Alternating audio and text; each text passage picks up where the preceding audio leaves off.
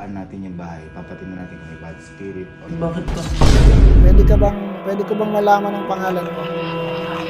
Yeah.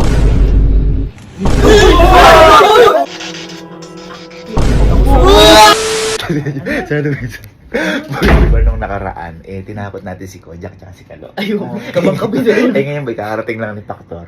Tatakutin naman natin sila ngayon, tatlo. Pero ang pinakatatakutin natin si Kalo. Ayun ang Kasi, pinakaduwag. ayun, si Kalo ang pinakaduwag. Kasi boy, di ba, akala nila tapos na yung mga horror. Kasi, di nila alam, hindi pa tapos ang November. Ngayon boy, merong sasadya sa atin dito na eksperto sa mga good spirit, bad spirit. Eksperto? Si Sir Ed Kaluwag. Gago. Ngayon, ang sasabihin ko Sir Ed Kaluwag, di ba, titingnan niya yung bahay, kung may good spirit o wala. Kapag tinignan niya yung kwarto ni Kalo, kasi kunyari wala doon, wala kahit na ano doon, sasabihin ko Sir Ed Kaluwag, kahit hindi totoo, pasabi na meron doon para matakot si Kalo. Boy, di naman natulog doon. Meron pa ako isang gagawin kay Kalo. Ano? Papasabi ko kay Sir Ed na, Kalo, malagi ba masakit katawan mo? Kasi may lagi nakasabit na masamang elemento. Yan, dyan na daw si Sir Ed Kaluwag. Ang ginawa ko bago pumunta sa Sir Ed Kaluwag, pinaano ko muna si Kaluwag, pinaalis ko muna, pinabili ko ng tubig, mga ganyan. Para makausap mo natin si Sir Ed. Gabi pa naman. Pinakutan ako. Ay lang. Uy. Ito nga, par. Ito nga. Ito na si Sir Ed. Sir, kamusta mo? Kamusta mo? Good evening po. Good evening po. Good evening po, good evening po. So, ang gagawin po natin, titingnan po natin dito sa may bahay kung may good spirit, bad spirit. Ngayon ang request ko sir, halimbawa po, may kung wala po doon, kung wala po talaga doon kay Kalo, sabihin po natin kay Kalo na meron para matakot lang siya. Pero aamin din po natin na wala talaga sa dulo po. Kumbaga. Tapos sir, isa ko pa pong request kapag po kunyari po nakita niyo si Kalo, itanong niyo lang po kung sumasakit yung katawan niya. Pero hindi po ito totoo, sasabihin po natin na hindi siya totoo. Na parang meron kasing nakakapit sa'yo na tao masamang elemento, parang gano'n. Paano ako? Meron talaga. Kung meron sir, sabihin niyo din po ako, baka po kasi meron din talaga. Ganun. Pero po, sir, ito po si Kalo. Yan po si Kalo. Sir. Kilala mo si sir? Oo. Amoy, sir. Ano si Paktor? Yan po. Kaya nandito si Sir Ed dahil ibabaan natin yung bahay, papatingnan natin kung may bad spirit or... Bakit pa? Hindi, para alamin nga natin, kaya pinapunta ko dito si Sir Ed. Kung meron. Ha? Either mapaalis natin multo o tayo alis na. Actually, ito, ngayon pa lang, mayroon akong re-review na. Kaya ako tinanong kung ano yung area na yun.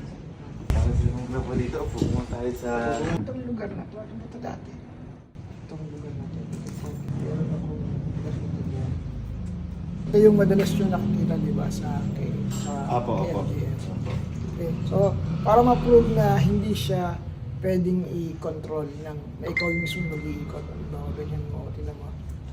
Hindi matutwist, di ba? Kasi kusa siyang gumagalaw. Siya po gumagalaw. Ang gamit kasi nito is parang extension siya ng aking ability. So, ituturo lang niya kung nasaan yung spot, kung saan meron, ha? Apo.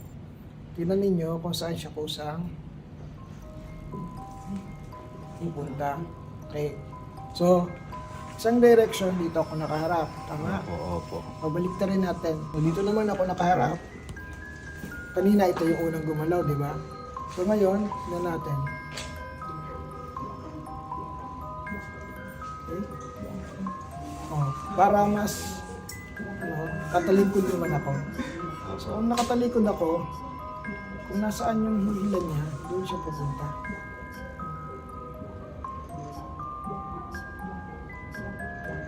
So, same spot ba yung tinuturo? Bakit? Boy, bumabalik Kahit na. anong gawin natin, doon talaga siya pupunta. So, lalapitan ko siya. Hindi, lapitan natin. Ano crossbar? So, ito yung spot. Kahit umalis ako dito, pupuntahan niya yan. Pero pan, Bumabalik. dinaanan natin ulit yan. Nagkakros ulit siya. Ibig sabihin, dito mayroong posible may dumadaan na hindi tao. Hindi, kung ito ay identity check ako. Check niyo yung mabuti yung kamay ko, kung ginagalaw ko ba o hindi. Okay. Tapat dito. Yan. Ibig sabihin, merong ano dyan, merong nag-stay dyan for a while. May dumaan, may tumayo. Yan lang po. Hindi na masasabi kasi yung kumbaga sa laki nitong bahay, yun yung ginagawa ko kasi hinahanap yung mga spots and then saka natin tinatanggal. Ito kasi yung mga nandyan, ibig sabihin yan, kaya merong spot dyan, possible pag hindi yan natanggal, mag-a-attract pa ng iba yan. So tanggalin ko na. Sir, pwede sir? Opo sir, tatanggal na nga po. Okay. So di ba dito yung spot? So kung ito yung madalas na ano tinitake na joke doon sa ano, di ba? Pag lumalabas ako ng KMJS, pag nakita nila humawak ako sa ground, ginagawa ng memes, kasi may ginagawa ako para tanggalin ko yung spots. So ito yun. So tandaan nyo, ito yung dito nag-cross kanina.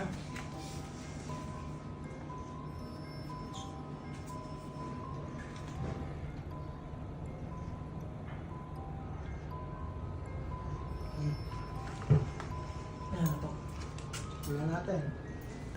Tatawid ako dyan. Dapat magkocross siya. Kung Oo. hindi, siya.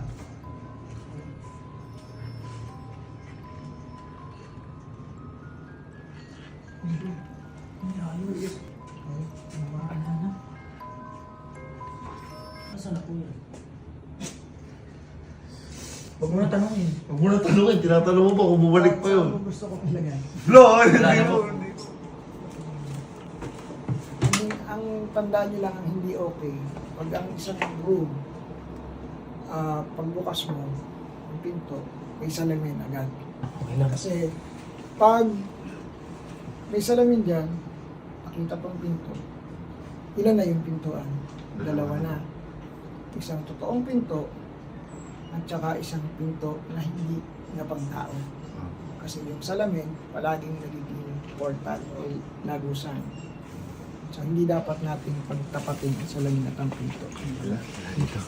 Sir, ito po dito naman po yung mga kwarto po ng mga kaibigan kong mababait. Yun po sir, kinakaba ko, yung may salamin. Yeah. Okay lang po yan.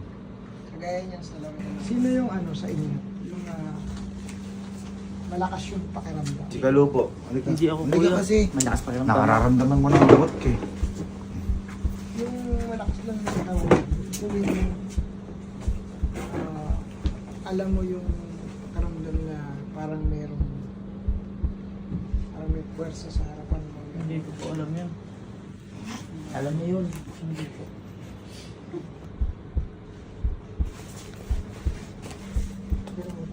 Bilang mo lang siya.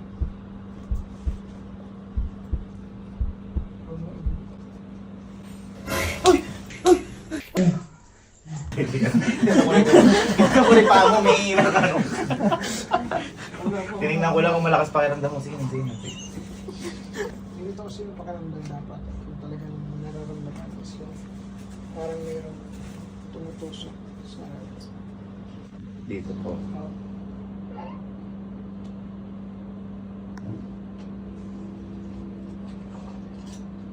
Ito po. Opo. kung saan may iba yung pakiramdam. Ibig sabihin, yung spot yung Sir, pwede rin po matanggal yun. Meron po ba dyan? posible kasi yung ano to may important to sa salamin. Kasi kita yung pintuan. Opo. So, Papaalis po namin yan. takpan nyo na lang. Opo. Opo. Pwede naman lagyan siya ng curtain kasi para matatakpan na. Sige po. Sir, yung sa ano po namin sa mga Wala naman siyang pick up.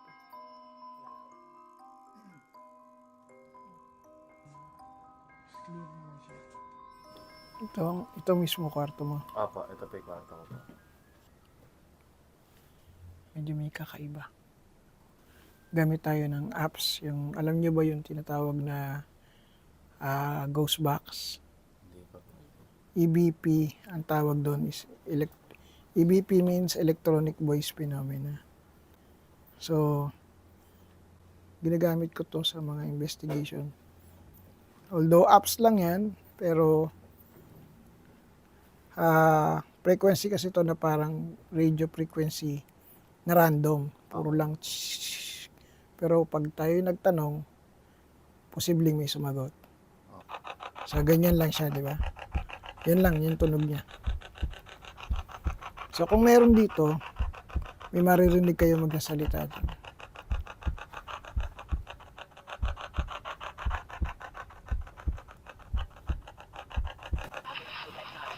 Yan. See? May narinig kayo? May nagsalita, di ba? May babae. Okay. Pwede ko ba kayong makausap?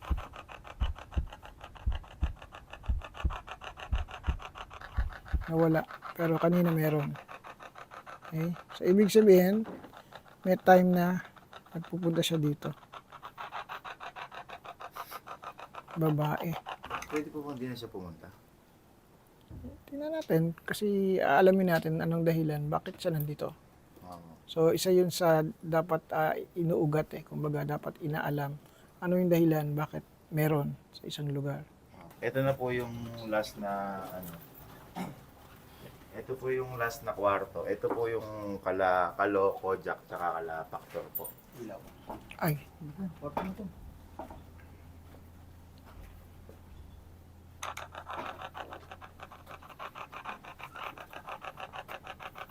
ito mukhang ito meron dito. Oo. Yung sa part na yun.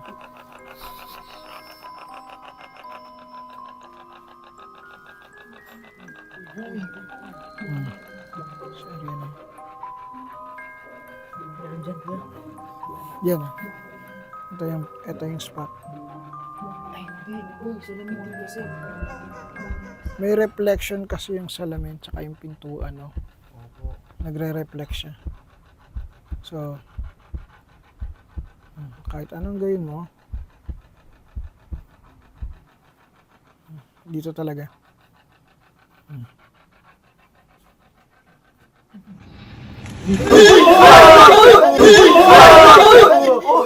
Diba? Kuya! Diba? Narinig niya? Kuya!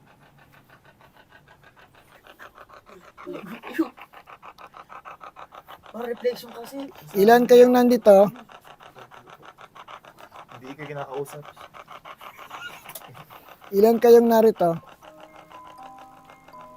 Sagutin niyo ako, ilan kayong narito? Narinig niyo, di ba? Nagsalita kanina.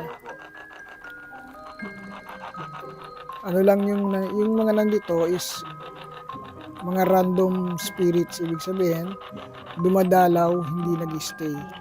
So, posibleng pag pumasok sila dito, isa to sa pinupuntahan nila. Itong room na to. Pwede bang magpakilala kayo? May pangalan ka ba? Ikaw yung nagsalita kanina. Anong pangalan mo? Lumabas na. Nawala na naman. Lumabas. So, yun. Meron dito. Sino natutulog dito? Silang tatlo po. Tatlo. Silang tatlo. Sila kaluo po. Wala bang panaginip na kakaiba? Ang mga ganon. Yung totoo sabihin mo, boy. Wala nga.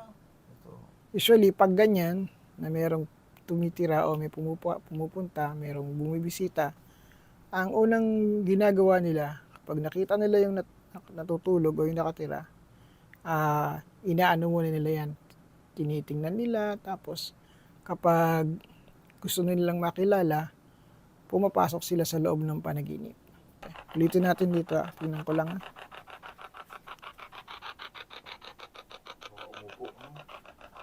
Okay. May kilala ka ba sa mga nandito ngayon? Pwede ko bang malaman ang pangalan mo? dalawang klase yung ganito, no? Merong isang, ito kasi as application lang. So, meron akong isang gamit dyan na yun talaga yung official na ginagamit. Sige, tingnan natin. Pakuha ko lang. Yung ghost box ko nga, meron talaga dito. Merong dumadalaw dito. So, meron bang nangyayari na na pag gising is mabigat yung pakiramdam? Oy, ganyan kayo. Minsan, lalo ka nakalo. Meron lang, isa lang po yun. Isang beses. Anong pakiramdam? Ang bigat po. Parang gusto ko ba ulit matulog. Ang usually kasi nagiging effect kapag mayroong iba, nagiging mabigat para sa tao.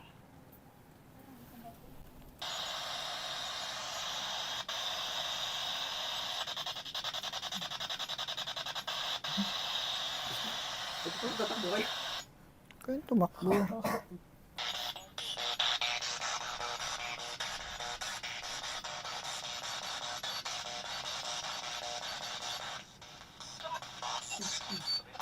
Okay.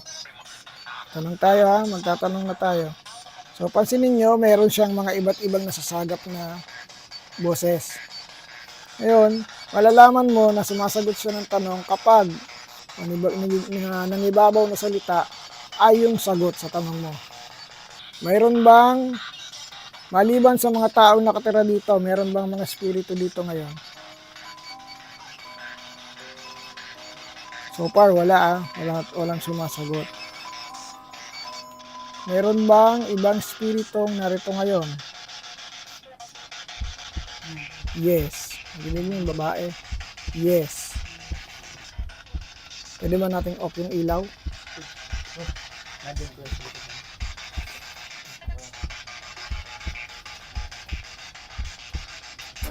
Yan. O ngayon, pwede ko bang malaman ang pangalan mo?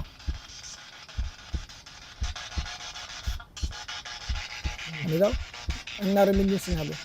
Wala po, pero... May sumagot na babae, di ba? O, hindi nila naintindihan. Pwede bang pakiulit? Anong pangalan mo? Ano ang pangalan mo? Uy, gago! Uy, gago! Uy, gago! Ako si Ana. Ana. Narinig niyo? Di ba? Ako si Ana, sabi niya. So, yun yung dumadalaw. Yung spirits na ang pangalan ay Ana. So, legit na may dumadalaw-dalaw. Or, siya lang din yung galing sa baba kanina. Siya lang din yung nakita ko doon na umiikot-ikot. Po, may paniniwala po kasi kami na kasi nga po kapag sinasakit nyo sa katawan, kung may chance din po ba, diba? May nakasunod sa parate, may naman. Yes. Ngayon po, pwede niyo po makita kung may kasama kami. Isa-isa po kami. Ito po, mula po dito. Ayan po.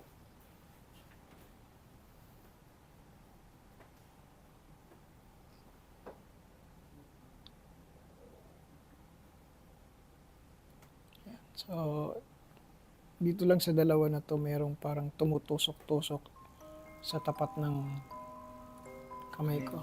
Ibig sabihin, ito, sa kanya, at sa kanya. So, mga ganon. So, ibig sabihin, itong dalawa is nagkaroon ng encounter. Kasi nga, dito kayo natutulog, dito nga, pumupunta nga dito si Ana. So, ibig sabihin, siguro, nung natutulog ka, baka hinawakan ka niya. Ngayon po ba, sir? Masasabi niyo po kung may kasama silang dalawa o Meron, yung si Ana mismo. Kasi siya nga yung nandito eh. Siya mismo yung nandito. Talagang ano yan, kumbaga, once kasi na nahawakan ka lang, maganon ka lang niya, hindi naman kasi tao. Kumbaga, hindi na siya tao, as in spirits na siya. Iba na yung magiging epekto sa nabubuhay. Titinan ko lang para malaman nila yung kaibahan ha. Ganun mo yung kamay mo. Kita mo tong guhit na to. Yan ha. Ito, legitimacy yan para malaman. Yan. Pagpantayan, dapat pantay ito saka dito. Yung gitna O di pantay. Dapat, ang dulo niyan, dapat pantay yung fingers mo. Ito, dapat hindi ito sobra. Ha? So, itong dalawa, more or less, hindi pantay. Tara, sa baba tayo, tatanggalin natin sa baba. Pantay yung gitna. Ang haba, Guguhitan ko, para makita mo yung sobra.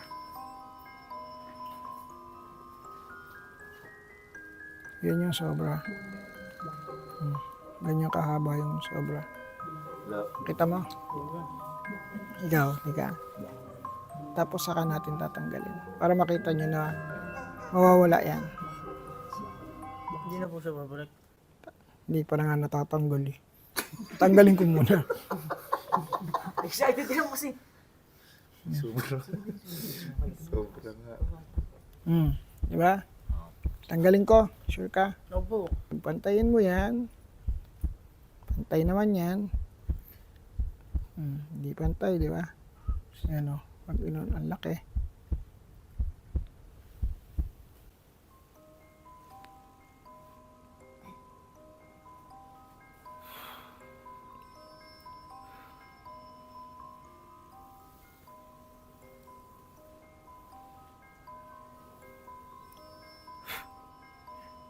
Sino mo ha? Oops. Uy. Ano? Ay. Pantay na. Hop. Uy. Pantay na. Pwede po saan hindi na babalik ganun? Wala na. Ibig sabihin, natanggal na natin yung bakas. Natanggal na natin yung Hindi na yan babalik. Depende kung dadalaw ulit. Pwede po namin kayo patawag ulit pag ganun. Pwede naman. Sabi ko kasi hindi ko alam kung totoo hindi. Kasi sabi namin kay Sir Ed kanina na kapag wala doon sa kwarto mo, sabihin na meron kahit hindi totoo para lang matakot ka. Di ba sir? Yes. Ngayon sir, ang tanong ko lang sir, totoo po ba narinig namin na yung Yes. Totoo talaga. Meron po talaga? Oo. Yung, bagong sir? sino ang nakarinig nung salitang ako si Ana? So, ibig sabihin, wala namang ibang sasagot kasi ang tanong ko, anong pangalan mo? Pwede bang makilala? So, umpisa pa lang, babae yung pinag-uusapan natin, babae yung sumisingit na boses, babae din yung nagsalita ng ako si Ana. May nagsalita, di ba? May babae. Hindi yung babae. Yes. Yung pong, di ba pinag-usapan din po natin sa video po kay Kalo na meron siyang nakaano sa likod niya, pumatay pakiramdam. Yung sa kanya po kanina, totoo Joke lang po yun. No, yung talagang legit talaga kasi Hindi po naman meron po nakasama sa oo, kanya. hindi magpapantay talaga kapag meron. Nakasusi yung trip mo. Madali naman yan, hindi naman yan manggugulo. Kasi sige, huwag kang mag-alala. Huwag kayong mag-alala kasi mamaya pag labas namin, sasama ko. Para di na. Di na.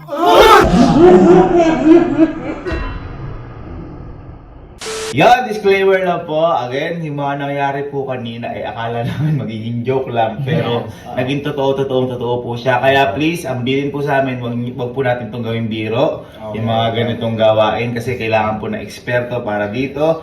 And at the same time, maraming salamat Sir Ed Kaluwag sa pagbisita sa amin dito. At pag-alis ng mga negative spirits dito or negative ambience, mga sa lahat ng negative. Kaya sobrang okay na po na bahay namin. Sobrang thank you Sir Ed Kaluwag. Like, follow, and subscribe din po kayo kay Sir Ed Kaluwag. Again, wag po natin gawing biro to. God bless po and stay safe po sa lahat. Stay positive. Yeah.